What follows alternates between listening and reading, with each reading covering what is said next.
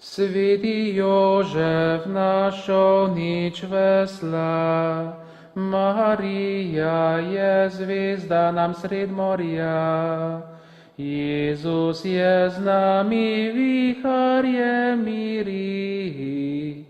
Varno nebesa se peljemo mi, varno nebesa se peljemo mi. Sveti Jožef, ti modri krmar, druži nam še našim bod gospodar.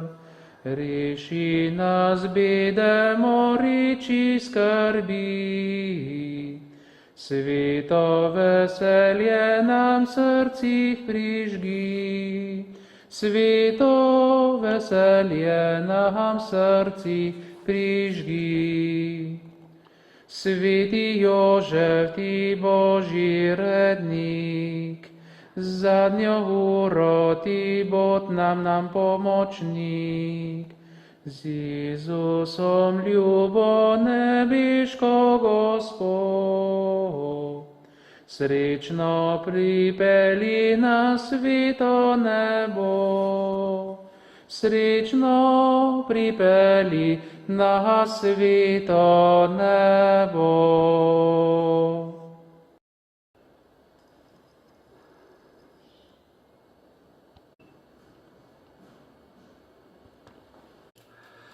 Spoštovani prijatelji, prav prisrčno pozdravljeni. Dobrodošli vsi, kateri nas spremljate po celotni Sloveniji. Še posebej pozdrav gre vsem našim, ki nas spremljate preko svetovnega spleta. Teh ni tako malo, to sicer vem po obilni pošti.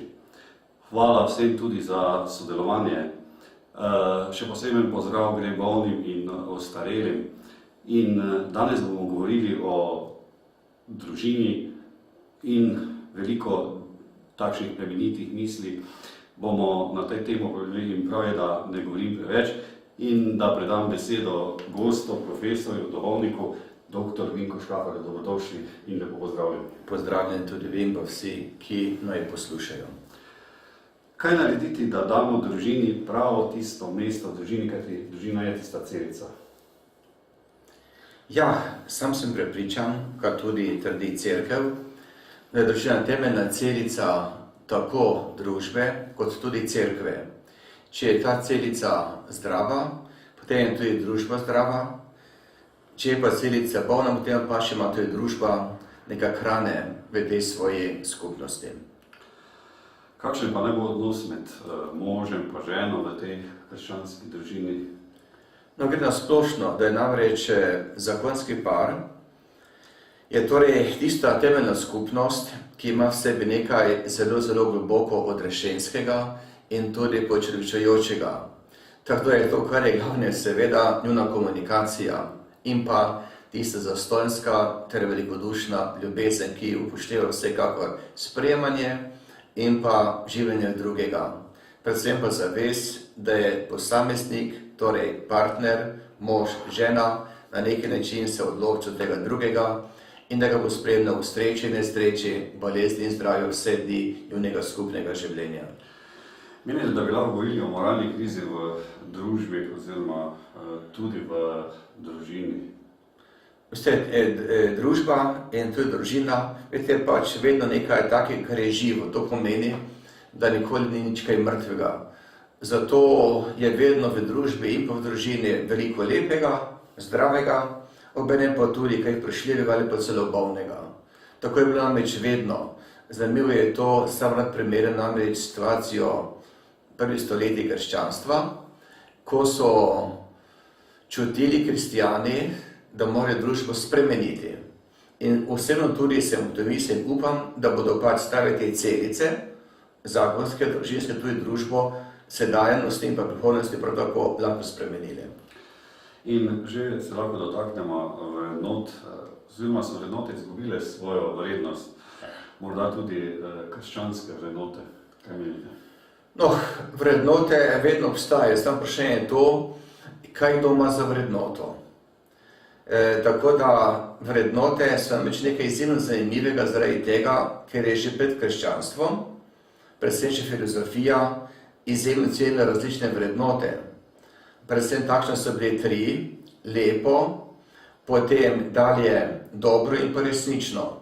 Torej, to so 3 reči, ki je izjemno spoštovala tudi grška in pa rimska družba in so tudi ohranile do danes to svojo vrednost glede vrednostnega položaja in torej vrednostne razsežnosti. Sedaj pa je potem krščanstvo pozneje k tem 3 vrednotam dodali se svoje vrednote in sicer predvsem še 3, ki jim tudi pravimo recimo krepost, to so vrednote vere, upanja in pa ljubezni. Verjetno tudi se ne moremo izogniti vprašanju oziroma tudi mnenju, kaj pravzaprav narediti, da bi bilo več rojstev? Ja, zastojim vprašanje. Prav danes, ko sem odprl delo, je spet na 2 straneh ta problem takole obdelan. Zadeva nekje tako načelno stoji.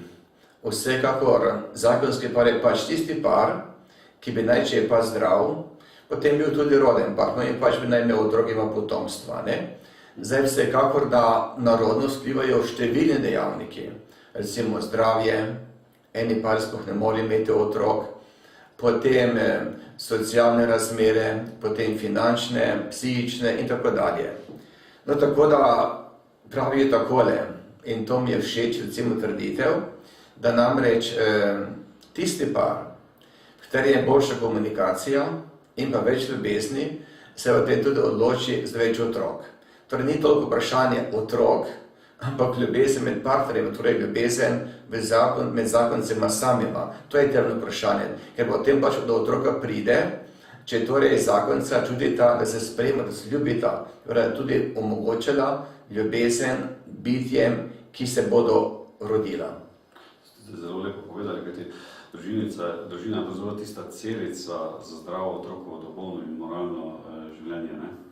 Gotovo, da je prav družina tisto temeljno, ki se človek nekako najlažje razvije. Tako da zato tudi navadno poudarjamo, da ima vsaka družina in tak najboljšo zmožnost, da lahko človeka počloveči, torej humanizira.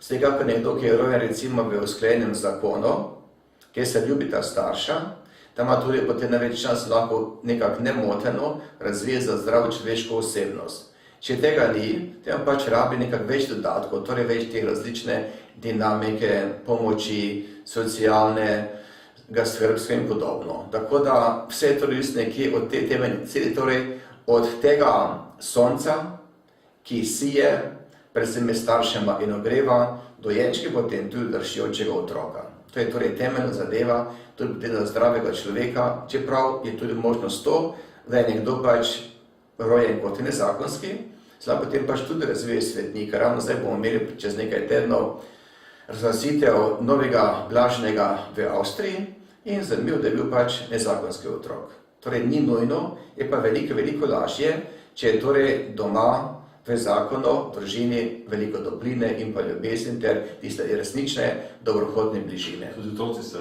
lažje vzgajajo. Predvsem, če jih je več, potem se tudi oni med sabo vzgajajo, tako da vsekakor edinčki imajo veliko daljšo pot glede komunikacije, tudi glede socializacije. Čeprav moram tudi reči tole, da vsekakor možnosti so in da ne smemo nikoli edinčka obsojati, ker mnogi starši imeli več otrok preprosto in ni dano. Tako da torej, ne smemo nobenega človeka nikoli soditi. Ne edinčka, ne tistega, ki jih je recimo moče 7 ali 8 otrok v družinski skupnosti, ker nikoli ne vemo za vsa ta ozadja. In zakaj pravzaprav padajo cerkvene poroke, zakoni? To je en velik problem današnje družbe, ne? No, ni samo problem recimo cerkvenih porok, ampak porok na splošno. Kako da danes človek boji, ima neki strah, da bi se recimo odločil za celo življenje. Zgleda, da je to tisto glavno. Tako da na neki način neka negotovost. Torej strah recimo pred prihodnostjo. In ravno zaradi tega se mi zdi, da torej človek rabi več tega notranjega poguma in tudi samozavesti, da je torej sposoben, da se lahko odloči za drugega človeka, če tudi so krize, težave, ampak kljub temu je to tudi izjemna šansa recimo za zorenje. Ker tudi zakon je tisti kraj, kjer prav tako lahko ljudje zorijo. Tako da partner lahko partnerju še in še pomaga, da se recimo razvije. Torej moški svojo moškost, žena, ženska svojo ženskost. Tudi na tej vse stranske, ne samo recimo na biološki. Kaj menite, zakaj prihaja do teh razvezanih zakonov? Za razvez? No, gotovo zato, ker bi raz človek na hitro recimo imel dobrega partnerja. In dejansko pa je ljubezen, vsaj po moji definiciji, predvsem odločitev. Torej odločitev drugemu recimo, o drugem dobro misliti, dobro želeti, dobro mu delati in pa dobro govoriti. In torej premalo tega recimo dejansko energije, da bi se res odločal za tega drugega. Tako kot ta drugi recimo je srečen, ko je dober, tudi ko je mogoče v svoji osebni stiski ali neki nemoči.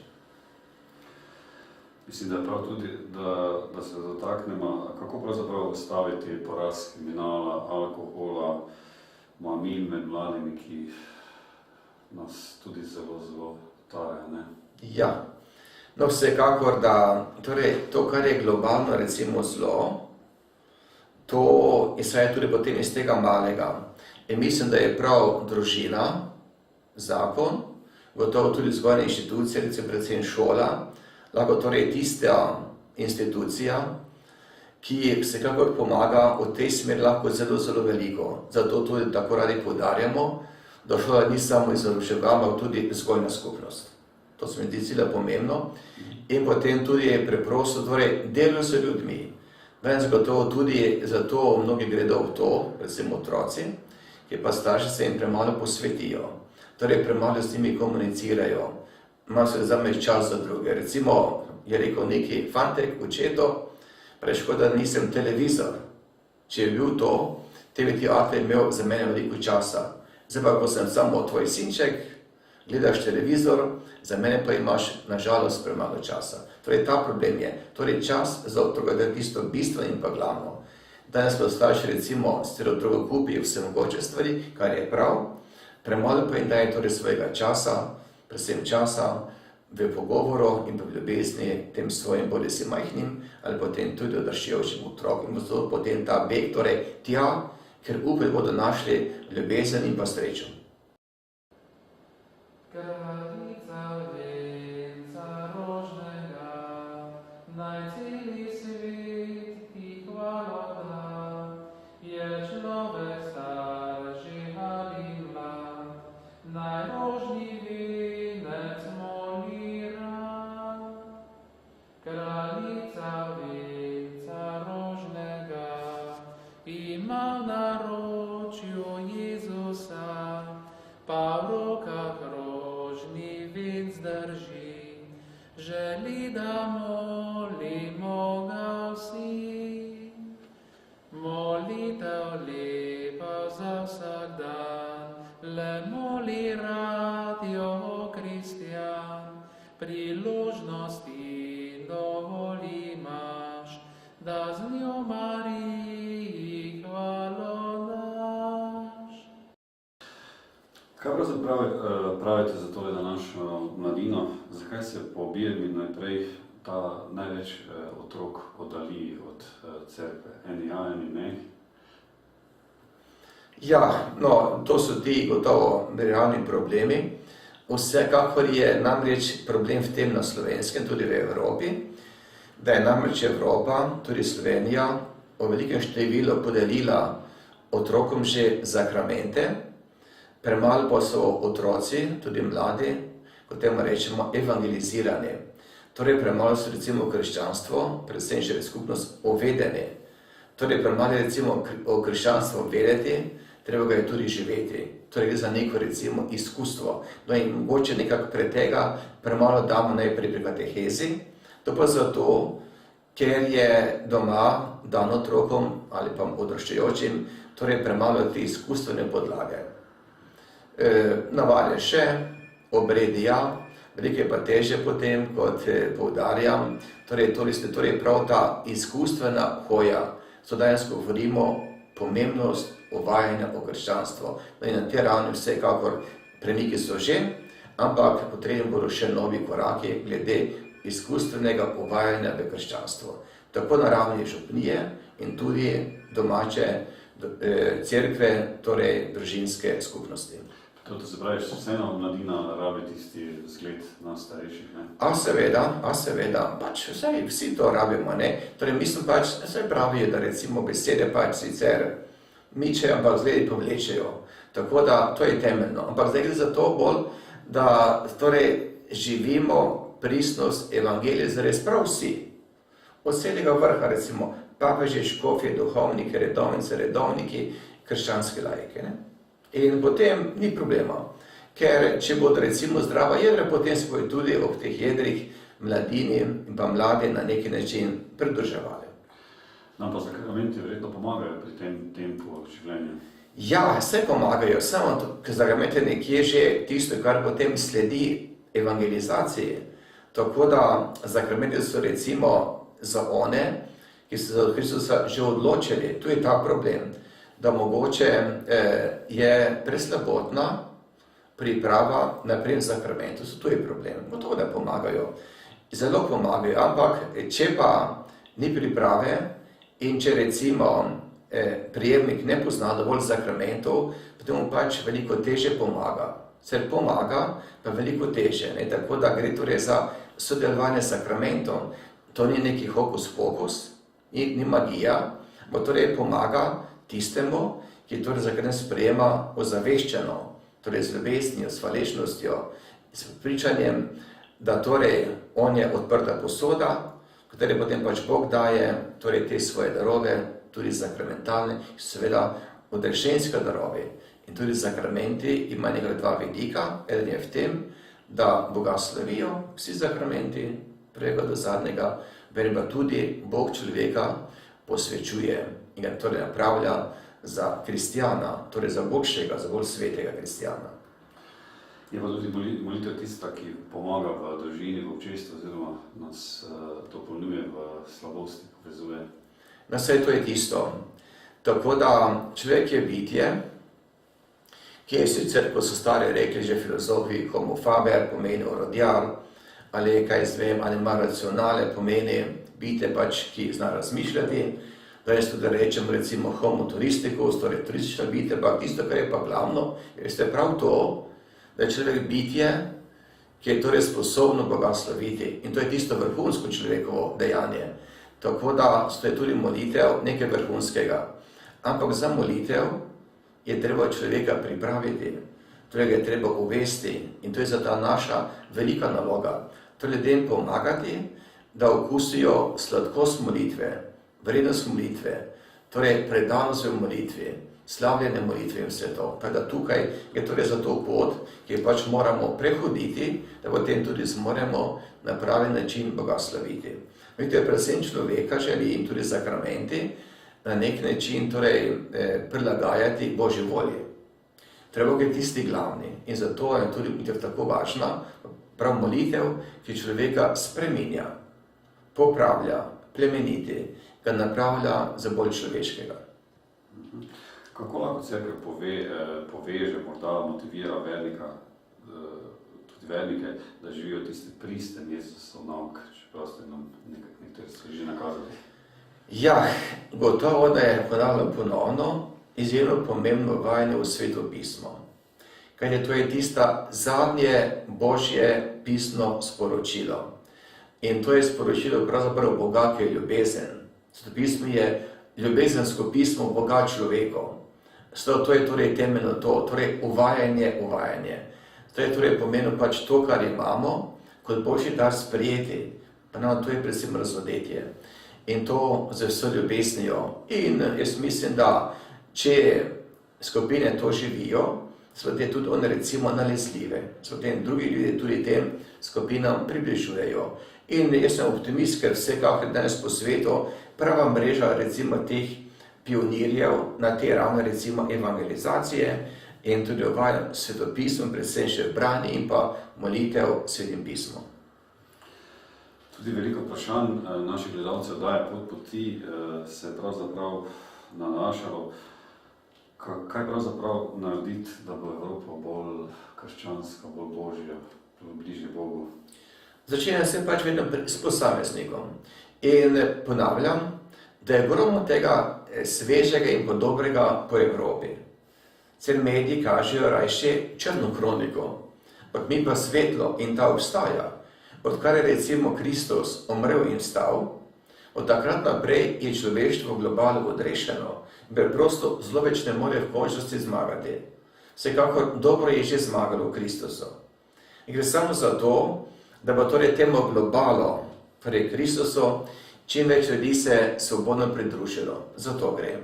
Ponavljam pa, da je to odvisno od tega kvasu, kar bi naj bili kristjani, posamezniki, predvsem pa verske skupnosti, krščanske skupnosti, ki torej pomagali ljudem sporočali, da se splača biti dober Božji Kristov in pa torej v službi Boga, ki edini ima prihodnost. Je pa pri tem pomembna tudi sveta maša, oziroma prijemanje evharističnega Jezusa. Ja, samo gotovo, ampak to je tisti višek. Torej maša je višek, da recimo kristjana, v katerem kristjan Boga slavi in Bog človeka posvečuje, to je višek. In zdaj višek pač ta razume, ki je tisto prejšnjo pot prehodov. In zato zdaj dajati višek recimo nekome, ki še poti ni prehodil, to je ta problem. Pa nekje piše, da je pač za nekatere potrebno mleko za dojenčke, torej krščanske, narekovajo dojenčke, in da je torej trda hrana, potem so neki so že neko pot prehodili. Tako da je maša pravzaprav torej tisto vrhunsko, ki pomaga torej kristjanom, da res iz maše živijo in da z maše najbolje, na najboljši možen način po Kristusu slavijo Boga stvarnika in pa nebeškega očeta. Klic nas se dviga k tebi, Gospod, naših nam stiskah pomagaj. Klic nas se dviga k tebi, Gospod, glej na nas in reši nas. Nemiren sem, če tebe ni, o moj Bog, tvoj glas naj meni govori, o moj Bog. Pred tabo stati se bojim, o moj Bog, in vendar naj te ne zapustim, o moj Bog. Klic nas se dviga k tebi, Gospod, naših nam stiskah pomagaj. Klic nas se dviga k tebi, Gospod, glej na nas in reši nas. Mi greh ukradel srečo je, o moj Bog, prinesel mi nesrečo je, o moj Bog. Srce po tebi hrepeni, o moj Bog, okove greha mi razbi, o moj Bog. Klic nas se dviga k tebi, Gospod, naših nam stiskah pomagaj. Klic nas se dviga k tebi, Gospod, glej na nas in reši nas. Začel bom danes znova spet, o moj Bog, iskati hočem tvojo sled, o moj Bog, in k tebi moj korak iti, o moj Bog, tvoj glas naj meni govori, o moj Bog. Klic nas se dviga k tebi, Gospod, naših nam stiskah pomagaj. Klic nas se dviga k tebi, Gospod, glej na nas in reši nas. Morda še za konec bi našim gledalcem dodali kakšen nasvet oziroma kakšno misel, da bodo znali pravilno širiti Jezusov nauk v tem nemirnem svetu, da nismo samo v cerkvi, potem pa na vse skupaj pozabimo, oziroma ne vsi, je to delo krivica, ne? Predvsem pomeni, veste kaj, samozavest. Torej samozavest, da je nekaj dobrega biti kristjan, nekaj srečujočega. Tako da mi res lahko kot kristjani hodimo s pogumom po svetu, kjerkoli že smo, torej v navadni družbi, v šoli, politiki in smo torej srečni, ker smo odrešeni in da torej nekje izživimo torej to svojo srečo in odrešenost ljudem, svojim najbližjim, potem tudi recimo tudi po medijih in podobno. Ne? No vedno, ko berem recimo različne tedenska poročila po medijih, po časopisih, gledam, ali torej taki tam piše, upa recimo reči, da je v nedeljo, če je pač kristjan, bil tudi pri maši. Torej, je še nekaj strahu pri nas, da se ene recimo še bojijo izpostaviti tak recimo javno, bodi si s križem, recimo v gostilni pred jedjo, ali tudi v mediju so pač verni. Čeprav imamo pa take svetle zvezde, mislim, da ta pogum postopno raste. Tako da jaz vidim vsekakor svetlo prihodnost, kljub recimo določenim, kaj jaz vem, zamegljenim vplivom ali pa zamegljenim še vedno resničnosti. Jaz se vam srca zahvaljujem za sodelovanje v oddaji Pot poti. Hvala lepa. Spoštovani prijatelji, zahvaljujem se vam za pozornost in vas lepo pozdravljam do naslednjega snidenja z nami v naši domači oddaji Pot poti. Nasvidenje. To ja želim vsem vam, ki ste me poslušali in gledali, mir in vse dobro. Hvala lepa, nasvidenje.